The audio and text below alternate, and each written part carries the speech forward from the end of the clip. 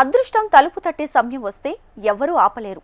ఓడిన చోటే నిలబడాలన్న సామెతను క్రికెట్ ఆటలోనే కాదు, పొలిటికల్ గేమ్లోనూ తన సత్తా చాటి మంత్రి పదవి జాక్పాట్ కొట్టారు. హేమీల లాబింగ్ ముందు సిక్సర్ కొట్టి పదవి ఒడిసిపట్టారు అజారుద్దీన్. జూబ్లీహిల్స్ ఉప ఎన్నికలో పార్టీల ప్రచారం జోరుగా సాగుతోంది.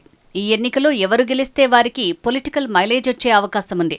మాస్ క్లాస్ ఓటర్లున్న జూబ్లీహిల్స్ ఉప ఎన్నిక అధికార పార్టీకి ఛాలెంజ్ అయితే సిట్టింగ్ సీటును గెలిచి అన్ని ఎన్నికలకు సర్వసన్నద్ధం కావాలని బీఆర్ఎస్ ఉవ్విళ్లూరుతోంది. ఇక జూబ్లీహిల్స్ ఉప ఎన్నికలో మైనారిటీ ముస్లిం ఓట్లే కీలకం.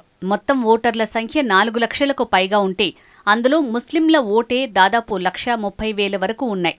ఇక్కడ గెలుపోటములను ప్రభావితం చేసే నిర్ణయాత్మక శక్తిగా ముస్లిం సామాజిక వర్గం మారింది. దీంతో కాంగ్రెస్, బీఆర్ఎస్ పార్టీలు ఆ వర్గం ఓట్ల కేంద్రంగానే ప్రచారం చేస్తున్నాయి.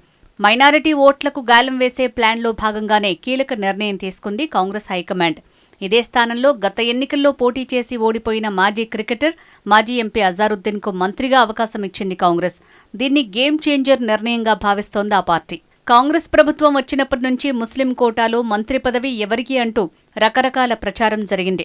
రాష్ట్రంలోని కాంగ్రెస్ సీనియర్ నేతలు, ఏఐసీసీ కీలక నేతలతో లాబియింగ్ కూడా చేశారు.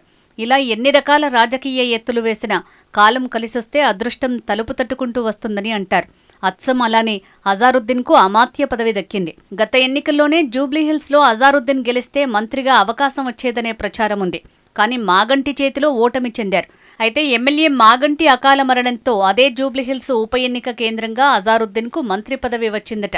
దేశవ్యాప్తంగా పేరున్న మహమ్మద్ అజారుద్దీన్కు మంత్రి పదవి రాజకీయ సమీకరణాలను కూడా ప్రభావితం చేస్తుందని పొలిటికల్ చర్చ నడుస్తోంది.